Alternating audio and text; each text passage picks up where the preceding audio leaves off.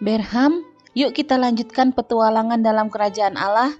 Yup, hari ini kita masih berada di era hakim-hakim, yaitu setelah zaman Deborah dan Barak.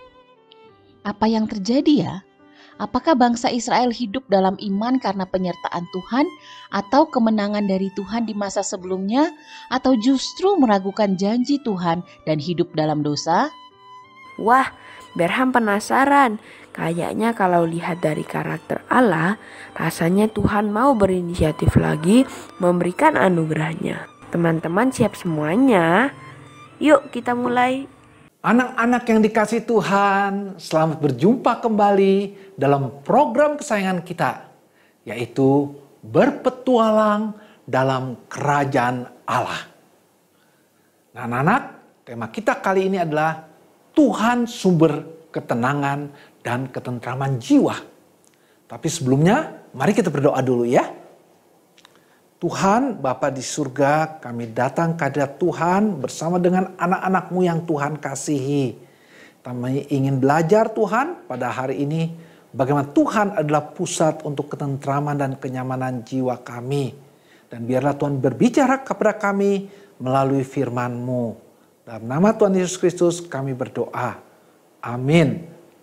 Nah, anak-anak, dalam tema ini kita belajar melihat bagaimana Allah berinisiatif untuk membawa umatnya kembali kepadanya. Diambil dari bacaan Hakim-Hakim pasal 6 ayat 1 sampai 24. Nah, natsnya diambil dari Hakim-Hakim pasal 6 ayat 12. Bunyinya demikian. Malaikat Tuhan menampakkan diri kepadanya dan berfirman kepadanya demikian. Tuhan menyertai engkau, ya pahlawan yang gagah berani. Anak-anak, setelah zaman Deborah dan Barak, bangsa Israel kembali melakukan apa yang jahat di mata Tuhan. Bukan saja mereka menghentikan peperangan dengan bangsa Kanaan, mereka malah mengikuti cara hidup musuh-musuh mereka. Penyembahan pada berhala, Baal, itu menjadi bagian dari gaya hidup bangsa Israel. Israel melupakan Allah yang telah berulang kali menyatakan kasih dan setianya kepada mereka. Allah yang penuh kasih adalah juga Allah yang adil. Allah telah berulang kali memperingati umatnya bahwa jika mereka tidak setia kepada perjanjian Allah, Allah akan menyerahkan mereka ke dalam tangan musuh-musuh mereka. Anak-anak, Allah selalu menepati apa yang dikatakannya. Kali ini Allah menyerahkan bangsa Israel kepada musuh-musuhnya. Kamu tahu anak-anak, bangsa Israel menabur ya untuk pertanian, tapi bangsa-bangsa ini menyerang Israel dan memusnahkan hasil tanah itu. Mereka juga mengambil ternak-ternak bangsa Israel. Selama 7 tahun berturut-turut bangsa-bangsa itu merampok bangsa Israel. Sehingga bangsa Israel menjadi miskin.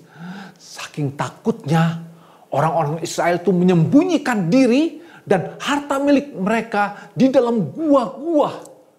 Mereka memang masih tetap tinggal di tanah Kanaan yang masih berlimpah susu dan madunya. Tetapi mereka hidup dalam kemiskinan, ketakutan, dan penderitaan. Nah, dalam situasi seperti ini, bangsa Israel baru sadar. Lalu mereka berseru kembali kepada Allah. Tapi ini belum berarti bahwa mereka benar-benar bertobat dan berbalik kepada Allah. Dan memutuskan semua hubungan dengan bangsa Kanaan dan menghapuskan segala penyembahan berhala dari kehidupan mereka. Sebaliknya, penyembahan berhala masih terus berlanjut di mana-mana di antara bangsa Israel. Namun karena Kristus, Allah masih tetap bermurah hati kepada bangsa Israel.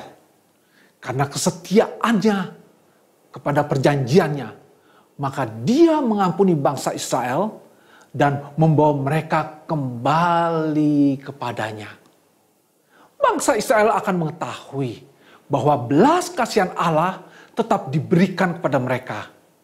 Bahwa kasih karunia Allah tetap memerintah atas mereka. Nah, sebagai respon terhadap belas kasihan dan kasih karunia Allah, seharusnya bangsa Israel kembali kepada Tuhan. Tuhan tidak menunggu bangsa Israel mengakui kesalahan mereka. Tuhan selalu berinisiatif lebih dahulu dengan mengirim kepada mereka nabinya untuk mengingatkan mereka bahwa perbuatan-perbuatan besar yang telah dilakukannya bagi mereka di Kanaan. Nah, dalam nama Tuhan, nabi itu menegur bangsa Israel oleh karena ketidaksetiaan mereka. Selain mengirimkan nabinya, Allah juga menunjukkan kasih setianya dengan membangkitkan seorang pembebas bagi mereka. Nah, anak-anak, kita lihat satu kali malaikat Tuhan datang kepada seorang pemuda dari suku Manasye yang bernama Gideon. Pasti banyak di antara kamu yang namanya Gideon, bukan? Nah, Gideon ini hidup di tengah lingkungan penyembah berhala. Gideon sangat prihatin melihat keadaan bangsanya yang hidup di bawah penindasan bangsa Midian. Dan seringkali dia memikirkan perbuatan-perbuatan Allah yang besar bagi bangsanya di masa lalu. Nah, ketika malaikat Tuhan datang menemuinya, Gideon sangat kaget. Dia sungguh tidak menyangka bahwa Allah benar-benar datang kepada umatnya. Gideon semakin kaget karena Allah bermaksud memakai dirinya untuk membebaskan Israel dari penindasan Midian. Berkali-kali Gideon berpikir tentang panggilan ini. Bukan karena dia tidak percaya pada kuasa Allah, tetapi karena dia tidak habis pikir mengapa Allah memilihnya. Kamu tahu anak-anak, Gideon sadar dia berasal dari keluarga yang paling miskin di antara suku Manasye. Dan dia sendiri adalah anak yang termuda di dalam keluarga ayahnya. Bagaimana mungkin Tuhan mau memakai alat yang terendah ini? Nah, anak-anak, malaikat Tuhan meyakinkan Gideon bahwa hasil akhir tidak ditentukan oleh manusia, melainkan oleh Allah yang akan menyertai dia. Kita jangan membayangkan malaikat Tuhan yang menemui Gideon itu datang dalam bentuk seorang yang bersinar terang atau makhluk yang bersayap. Malaikat Tuhan datang menemui Gideon dalam rupa seorang manusia biasa. Namun ketika Gideon bercakap-cakap dengan dia, maka Gideon dapat merasakan bahwa orang ini bukanlah orang biasa. Karena itu Gideon meminta tanda. Bukan karena dia tidak percaya, tetapi untuk meyakinkan bahwa memang Allah sendiri yang berbicara melalui orang ini. Gideon mendapatkan tanda itu. Ketika Gideon kembali dengan membawa makanan yang disiapkannya bagi orang itu menolak untuk memakannya. Gideon disuruh meletakkan makanan itu di atas batu. Kemudian orang itu membuat api buas keluar dari batu itu dan membakar makanan itu sebagai persembahan korban. Setelah itu dia lenyap dari pandangan Gideon. Anak-anak, sekarang Gideon yakin bahwa orang yang telah bercakap-cakap dengan dia adalah malaikat Tuhan.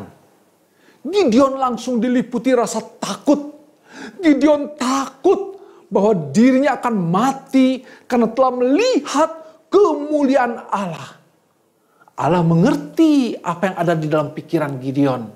Dan Allah menghiburnya dengan berkata, "Janganlah takut. Engkau tidak akan mati." Nah, anak-anak, iman Gideon dibangkitkan. Dia menjadi percaya. Kemudian Gideon mendirikan mezbah bagi Allah dan menamainya Tuhan itu keselamatan. Ya, benar. Yang datang kepada Gideon adalah pembawa pesan dari Allah. Dia adalah Kristus sendiri. Inilah hal pertama yang Gideon temukan yaitu bahwa Allah adalah sumber ketenangan dan ketentraman jiwa manusia. Dia datang untuk membawa kabar baik, kabar kasih, dan keselamatan, serta janji kelepasan. Dia melakukan ini bahkan sebelum bangsa Israel mengakui dosa-dosa mereka. Kalau Tuhan tidak mengambil inisiatif untuk membawa umatnya berbalik kepadanya, mereka tidak akan pernah bertobat. Dan kamu bayangkan bukan, apa yang akan terjadi jika bangsa Israel tidak pernah mau bertobat? Puji Tuhan, kita punya Allah yang berinisiatif. Nah anak-anak, sampai di sini dulu perjumpaan kita. Kita akan bertemu kembali pada kesempatan yang akan datang. Mari kita tutup dalam doa. Tuhan, kami bersyukur untuk kisah tentang Gideon pada saat ini ya Bapa. Kami juga belajar melihat bagaimana bangsa Israel berulang kali mendukakan hati Tuhan. Biarlah kiranya Tuhan pimpin kami agar hidup kami seturut dengan kehendak Tuhan. Kami juga belajar seperti Gideon yang mau taat akan perintah Tuhan meskipun menyadari banyak kekurangan dalam dirinya. Karena Tuhan yang memimpin, Tuhan juga akan membawa pada kemenangan pada akhirnya. Terima kasih Tuhan, dengar doa kami. Dalam nama Tuhan Yesus Kristus kami berdoa. Amin. Puji Tuhan, karena selalu ada inisiatif dari Tuhan untuk tidak membuang umatnya, bahkan membawa mereka kembali kepadanya. Memang Tuhan sumber ketenangan dan ketentraman jiwa kita. Kali ini, malaikat Tuhan Yesus Kristus sendiri datang kepada Gideon membawakan kabar kasih janji kelepasan bagi bangsa Israel. Bahkan sebelum mereka mengakui dosanya. Beberapa saat lagi kita melanjutkan buku berikutnya dan anak-anak harus mulai dengan membaca Hakim-Hakim pasal 6 ayat 25 sampai dengan 40. Sampai jumpa dalam saat teduh seri BDKA seri 4.